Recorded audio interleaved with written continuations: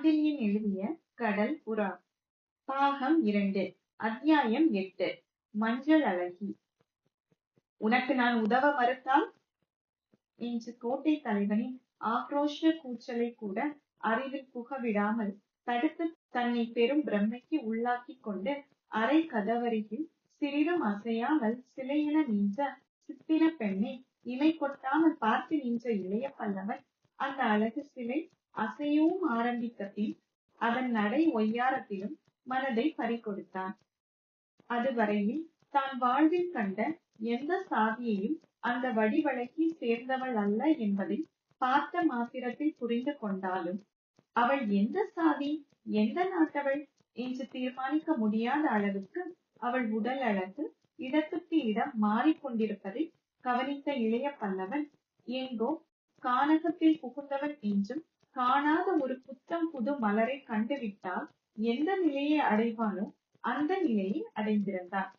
அவள் முகத்தில் லேசாக சீன பெண்களுக்கு உள்ள கலை இருந்ததே ஒழிய நல்ல கூர்மையான நாசியும் அடர்த்தியான வளைந்திருந்த புருவங்களும் அவள் சீன பைங்கிளி அல்ல என்பதை அறிவுறுத்தின.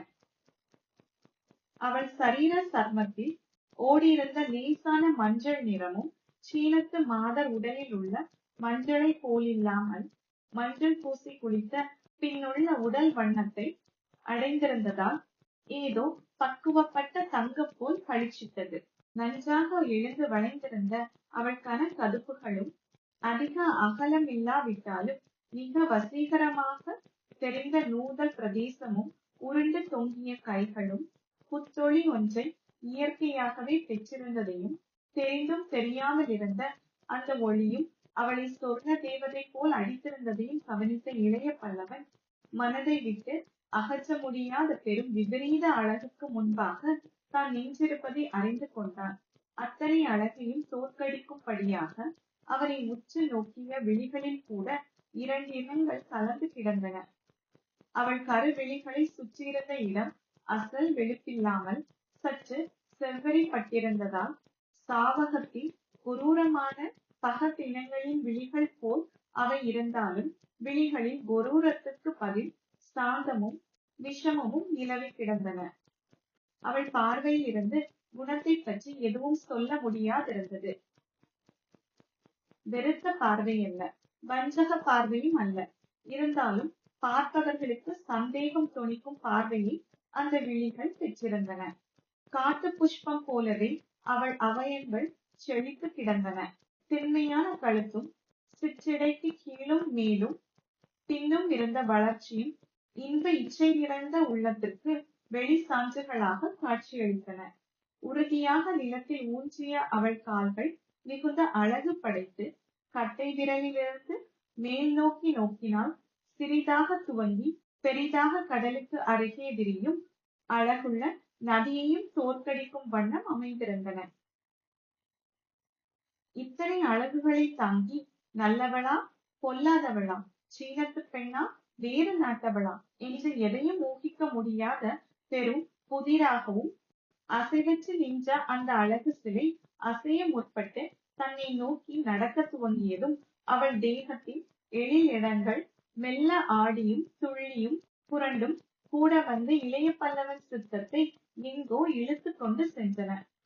தலையில் இருந்த அவள் சுருண்ட மயில் பல இலைகள் பிரிந்து தொங்கி தோள்களில் புரண்டு முழு பின்னல் மார்பில் தவழ்ந்ததும் சில இலைகள் கன்னத்தை தொட்டதும் பெரும் இம்சையை இளைய பல்லவன் இதயத்தில் விளைவித்தன. அந்த உணர்ச்சிகள் அவன் சித்தத்தை ஒரு வருடத்திற்கு முன்பாக பாலூர் பெருந்துறைக்கு இழுத்து சென்றன. வெளிநாட்டு பிரமுகர் வீதியின் மாளிகை அறையில் குதிக்க வைத்தது. அங்கு தான் திரைமறைவில் இருந்த காட்சியும் ஆடை புனைய வந்த காஞ்சனா தேவியின் தெய்வீக அழகும் அவன் இன்ப கண் முன்னால் தாண்டவமாடின. அன்று தான் ஒளித்திருந்த திரை அசைந்ததும் அவள் அஞ்சன விழிகள் திடீரென எழுந்து தான் இருந்த இடத்தை நோக்கிய வீர நோக்கையும் கண்டான் அவன். இன்று எதிரே இருந்த கண்களில் இருந்த பயமற்ற ஆனால் வீரம் என்று சொல்ல முடியாத பேரழகு கண்களையும் பார்த்தான். அங்கு அசைந்தது திரை, சீறின அஞ்சன விழிகள். இங்கு அசைந்தது ஒரு சிலை, மயக்கின அழகு விழிகள். என்று தனக்குள் எண்ணமிட்ட இளைய பல்லவன் 2 அலகுகளுக்கும் உள்ள ஏற்ற தாழ்வில் எடை போட முற்பட்டு தோல்வியே அடைந்தான். இரண்டும் வெவ்வேறு அழகாய் இருந்தது. ஒன்றுக்கொன்று சளைக்காதிருந்ததையும் அறிந்து கொண்ட இளைய பல்லவன் ஒன்று மட்டும் தீர்மானமாக புரிந்து கொண்டான். காஞ்சனா தேவியின் அழகு தூய்மையான ஒற்றை நாட்டு அழகு. அக்ஷயக்கோட்டை சித்தினியின் அழகில் எத்தனையோ உயர்விருந்தும் அதில் 2 நாடுகளோ இனங்களோ கலந்திருக்க வேண்டும் என்று உறுதி செய்து கொண்ட இளைய பல்லவன் எந்த இனம் கலந்தாலும் விவகாரங்களை கலக்காமல் அந்த இனங்களின் அழகுகளை மட்டும் இணைத்து எதற்காக ஆண்டவன் இந்த அற்புத சிலையை சிருஷ்டித்தான் என்று தன்னைத்தான் கேட்டுக்கொண்டான். அதில் ஒரு முடிவுக்கும் வந்தான். இது அழகுதான், ஆனால் ஆபத்தான அழகு என்று முடிவு செய்த இளைய பல்லவன் எதிரே இருந்த கோட்டை தலைவன் மீது தன் கண்களை திருப்பினான். ஆனால் கோட்டை தலைவன் அவன் கண்களுக்கு புலப்படவில்லை. இளைய பல்லவன் சிந்தனையை பல விதங்களில் புரட்டிக் கொண்டே அசைந்து அசைந்து நடந்து வந்த அந்த பேரழகி அவன் ஆராய்ச்சி முடிவதற்குள் கோட்டை தலைவனுக்கும் இளைய பல்லவனுக்கும் இடையே வந்து விட்டதல்லாமல் கோட்டை தலைவனுக்கு முதுகை காட்டிக்கொண்டு இளைய பல்லவனை நோக்கி திரும்பியும் நின்றதால் சோழ படைத்தலைவன் தன் கண்களை தூக்கிய போது எதிரே அவள் அவனை நோக்கிற்று. தன் சித்தத்தை அடியோடு சீரழிக்கும் நோக்கத்துடன் இயற்கை வளர்த்துவிட்ட பெரும் புஷ்பங்களை தாங்கிய ஓர் பூவுடற் செல்வி தன் விழிகளுக்கு எதிரே நிற்பதை கண்டான். சிறிது சலனமும் அடைந்தான். சலனம் என்ன, சங்கடமும் அடைந்தான். அவளை அப்படி நோக்குவதும் சலனத்துக்கு உட்படுவதும் காஞ்சனா தேவியிடம் தான் கொண்டுள்ள காதலுக்கு பெரும் இழுக்கு என்று நினைத்து சிந்தனையை வேறு திக்கில் இழுக்க முயன்ற இளைய பல்லவன் எப்படி சிந்தனை தன் வசமில்லை என்பதை சில வினாடிகளில் புரிந்து கொண்டான். புத்தியின் புறத்தோற்றமான கண் என்னும் வாயில் வழியாக அவள் தன் சித்தத்திற்குள் நுழைந்து வேறு நினைப்புக்கே அங்கு இடமில்லாமல் செய்து விட்டதை புரிந்து கொண்டான் இளைய பல்லவன். இந்த சமயத்தில் கோட்டை தலைவனாவது உதவிக்கு வந்திருக்கலாம். ஆனால் என்ன காரணத்தாலோ கோட்டை தலைவனின் ஆக்ரோஷ கூச்சல் திடீரென அடங்கியது. உனக்கு நான் உதவ மறுத்தால் என்று அவன் ஆரம்பத்தில் இட்ட கூச்சலுக்கு பின் அவன் எதுவுமே பேசவில்லை. இளைய பல்லவன் கண்கள் சென்ற திக்கையும் அவன் பிரம்மையையும் கவனித்த கோட்டை தலைவன் முகத்தில் இருந்த ஆக்ரோஷம் வதனத்தை மந்தகாரம் ஆட்கொண்டது. அந்த மந்தகாசத்தில் ஊடே வஞ்சக பார்வை ஒன்றும் புகுந்தது. அவன் முகத்தில் திடீரென ஏதேதோ எண்ணங்கள் புகுந்து மறைந்து கொண்டதற்கான அறிகுறிகள் ஒரு வினாடி தெரிந்தன. பிறகு அவன் ஏதோ முடிவுக்கு வந்து விட்டதையும் அந்த முடிவில் அவனுக்கு பெரும் திருப்தி இருப்பதையும் மந்தகாசத்தில் விரிந்து கிடந்தது. இளைய பல்லவனின் அழகு ஆராய்ச்சியை கோட்டை தலைவன் மிகுந்த நிதானத்துடன் பார்த்து கொண்டே நின்றான். அந்த பெண்ணின் அழகு கடலில் இளைய பல்லவன் அமிழ்ந்து போவதைக் கண்டு அகமகிழ்ந்து போனதற்கு அறிகுறியாக ஆகாசமுனை கோட்டை தலைவனின் அதரங்கள் மெல்ல புன்முறுவல் கூட்டின. அந்த ஆனந்த புன்முறுவல் அவன் இளைய பல்லவனை வலிய பிணைக்க வல்ல பல திட்டங்களை வகுத்து விட்டதற்கான சாந்தியையும் அவன் மனத்தில் நிரப்பியது. ஆகவே அந்த அழகி தங்கள் இருவருக்கும் இடையே வந்து தனக்கு முதுகை காட்டிக் கொண்டு நின்றதை பற்றி அவன் சிறிதும் அலட்சியம் செய்யாமல் 2 அடி பின் சென்று பழையபடி தன் ஆசனத்தில் உட்கார்ந்து கொண்டு அவர்கள் இருவர் பேச்சின் போக்கை கவனிக்க முற்பட்டான். இளைய பல்லவனுக்கு முன் வந்து திடமாகவும் ஆனால் பெரும் ஒய்யாரத்துடனும் இடையில் ஒரு கையை முட்டு கொடுத்து கொண்டு நின்ற அந்த அழகு சிலை தன் செவ்விய அதரங்களை விரித்து, நீங்கள் மகாவீரர் என்பதை புரிந்து கொண்டேன் என்ற சொற்களை உதிர்த்ததன்றி தன் தலையையும் ஒரு புறம் வணக்கத்திற்கு அறிகுறியாக ஒரு கழித்தாள். அதரத்தின் அபரிமித சிவப்பு தான் சற்று முன்பு கோட்டை தலைவனுக்கு பரிசளித்த முத்துக்களை விட சிறந்த 4 பற்கள், வீணையின் நாதம் போல் உதிர்த்த சொற்கள் எல்லாம் இளைய பல்லவன் இதயத்தை கொள்ளை கொண்டன. அந்த அழகு சிலைக்கு என்ன பதில் சொல்வதென்று தெரியாமல் விழித்தான் அவன். பிறகு மெல்ல ஒற்றை சொல்லை வெளியிட்டான், நன்றி. அவள் மெல்ல நகைத்து விட்டு பதில் சொன்னாள், உங்களுக்கு அடக்கமும் இருக்கிறது. நன்றி. இரண்டாம் முறையும் இளைய பல்லவன் அதே பதிலையே பாடினான். அவளது பெரும் புருவங்கள் நெற்றியை நோக்கி வியப்புக்கு அறிகுறியாக எழுந்தன. வெட்கமும் இருக்கிறது உங்களுக்கு என்றாள் அவள் மறுபடியும் நகைத்து. அவள் நகைப்பு பெரும் இன்பமாயிருந்தது இளைய பல்லவனுக்கு.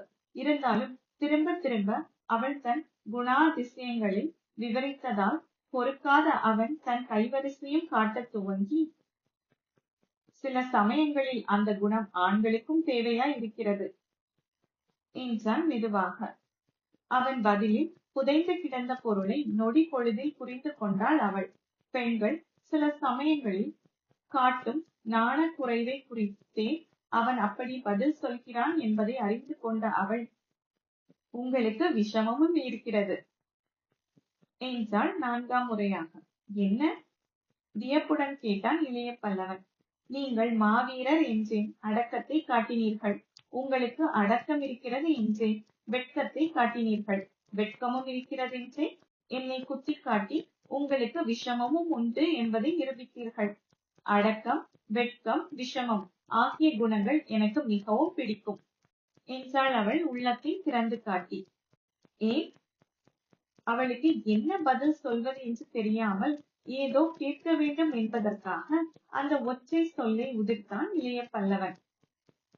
அடக்கம் வீரத்திற்கு அடையாளம், வெட்கம் பண்பாடிற்கு அடையாளம், விஷமம் ரசிக்கும் தன்மைக்கு அடையாளம் என்று அவள் பதில் சொல்லி அவனை பயமின்றி ஏறெடுத்து பார்த்தாள். இத்தனை சம்பாஷணைக்கு பிறகும் இளைய பல்லவன் ஒரு நிலையை அடையாமல் தத்தளித்தான். இருப்பினும் சமாளித்துக் கொண்டு, மனோ தத்துவத்தை நீங்கள் நன்கு அறிந்திருக்கிறீர்கள் என்று கூறினான். பதிலுக்கு அவள் அடக்கத்தை காட்டவும் இல்லை, நன்றி கூறவும் இல்லை. ஆம் என்று சர்வ சாதாரணமாக ஒப்புக்கொண்டாள். அந்த ஆம் தனக்கு அந்த பாராட்டுதல் தகும் என்பதை ஒப்புக்கொள்வது போல் இருந்தது. இதனால் வியப்புடன் அவளை ஏறெடுத்து பார்த்த இளைய பல்லவனை நோக்கி அவள் நகைத்துவிட்டு, உங்கள் பாராட்டுதலை நான் ஒப்புக்கொண்டது உங்களுக்கு வியப்பா இருக்கலாம். ஆனால் நீங்கள் சொன்னதில் தவறேதும் இல்லை. எனக்கு மனோ தத்துவம் தெரியாதிருந்தால் இந்த அக்ஷய முனையில் நான் ஒரு நாள் கூட ஜீவித்திருக்க முடியாது. கொள்ளையர் நடுவில் பயமின்றி உலாவ முடியுமா என்றாள். கொள்ளையர் நடுவில் உலாவுவீர்களா? மிகுந்த ஆச்சரியத்துடன் எழுந்தது இளைய பல்லவன் கேள்வி. கற்பையோ ஒழுக்கத்தையோ இம்மியளவும் மதிக்காத கொள்ளையர் கூட்டத்தில் இத்தகைய ஒரு பெண் சிக்கினான் நினைக்கவும் பயந்தான் இளைய பல்லவன். அவன் முகபாவத்தை அந்த அழகி கவனித்தாள். நகைத்துவிட்டு சொன்னாள், உங்கள் வியப்புக்கு காரணம் இருக்கிறது. என்னுடன் பழகிய பலரும் உங்களைப் போல் வியப்படைந்திருக்கிறார்கள். ஆனால் இதில் எனக்கு வியப்பில்லை. கொள்ளைக்காரரிடம் எனக்கு அச்சமும் இல்லை. அவர்களுக்குத்தான் என்னிடம் அச்சம் இருக்கிறது. நான் இஷ்டப்பட்டால் அவர்கள் என்னை சுற்றி வளைக்கலாம், இல்லையே தொலை தூரத்தில் நிற்க வேண்டும் என்ற அவள் சரேல் என பின்னடைந்து தன் தந்தையையும் இளைய பல்லவனையும் ஒருவரை ஒருவர் நேரில் பார்த்து கொள்ள இடம் விட்டு தனது இடது கையை கோட்டை தலைவனை நோக்கி சுட்டிக்காட்டி வலது கையை தன் மார்பின் மீது வைத்து, இதோ இருக்கும் என் தந்தை கோட்டையின் தலைவராய் இருக்கலாம். கொள்ளைக்காரர்களுக்கு தலைவர் இவரல்ல, நான் தான் என்றாள். ஏதோ நாட்டிய முத்திரை போல் மார்பில் வைக்கப்பட்ட இந்த கையும் அபிநய பாவங்களும் முகத்தில் துளிர்த்த அழகு குறிகளில் இளைய பல்லவனை கவர்ந்ததென்றி அவள் சொற்களில் தொனித்த எல்லையற்ற துணிவும் அவனுக்கு வியப்பையே அளித்தன. உடல் முழுவதும் மயக்கத்தரும் மஞ்சள் நிறமூடிய அந்த மஞ்சள் அழகியை நன்றாக ஏறெடுத்து நோக்கிய இளைய பல்லவன் வணக்கத்திற்கு அறிகுறியாக தலையை தாழ்த்தி, அப்படியானால் நான் வந்த அலுவல் சுலபமாகிறது என்றான். என்ன அலுவல் என்று கேட்டாள் அவள். சில முக்கிய கோரிக்கைகளுடன் தங்கள் தந்தையிடம் வந்தேன். என்ன சொன்னார்? இன்னும் பதில் சொல்லவில்லை. உங்களை போன்ற கொள்ளைக்காரருக்கு மன்னிக்க வேண்டும். வீரருக்கு என் தந்தை எதையும் மறுக்க மாட்டாரே. மறுக்கவில்லை, இருந்தாலும் யோசிக்கிறார். அது சகஜம்தானே. ஒரு நாள் அவருக்கு அவகாசம் கொடுங்கள். இன்றிரவு நிகழ்ச்சி முடியட்டும் என்று அவள் திடீரென தன் தந்தையின் பக்கம் திருப்பி, என்னப்பா, இன்றைய இரவு நிகழ்ச்சிக்கு இவரையும் என்று தொடங்கினாள். அடுத்த வினாடி அறை அதிர்ந்தது. போ உள்ளே, உன்னை யார் இங்கு வர சொன்னது என்று கூவினான் கோட்டை தலைவன். அவன் உணர்ச்சிகள் திடீரென அத்தனை தூரம் உலுக்கிவிடக்கூடிய அந்த நிகழ்ச்சி என்னவா இருக்கும்? ஏதும் புரியாமல் கோட்டை தலைவனை நோக்கினான் சோழர் படை தலைவன். கோட்டை தலைவன் முகத்தில் எள்ளும் கொள்ளும் வெடித்துக் கொண்டிருந்தது.